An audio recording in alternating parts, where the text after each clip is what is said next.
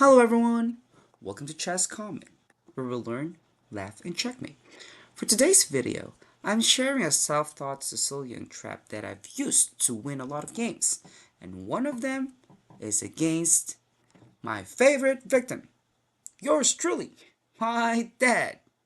And I apologize to my dad because I didn't mean that he sucks. Kidding aside, this trap actually works great for beginners up to around 1400. Although, against a much higher rated player, it is harder to land. But understanding why it works will still make you a much better or stronger Sicilian player as black. So, without further ado, if you are ready, let us start. So, one of my favorite openings is the Sicilian Defense, and this is what my dad taught me because he was the one who taught me chess, and this is what he also plays, right? And I trap him a number of times. So here e4, c5, knight f3, d6.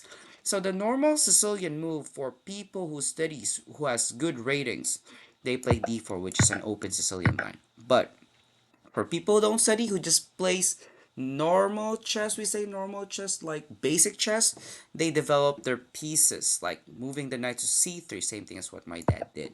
And then I move my pawn to e6. He moved his bishop to c4, and this is how they play the game, right? They develop their pieces and then castle their king. So the basic style. And then I played pawn to a6. If you notice, my first four moves are just pawn moves, right? And the idea of this is to play b5 to kick the bishop out of the way. If he moves back to b3, then I trap him. So for example, just to show you, he plays castling. Without paying attention, I'll play b5, bishop b3, and then c4, trapping his bishop. Now, let me move back. So after I played a6, my dad knows my plan is to play b5, and that's why he played a4, to stop my move b5. And then I just continue to develop my piece, knight f6, he castles, and then I played bishop to e7, preparing my king to castle. He played pawn to d3 with the idea of developing his bishop. Now, there are a few ways to set up this trap, okay? Although in the game I just played knight to c6. And then he played bishop to e3, which is the blunder move. This is where you want this bishop to be so you can set up a fork.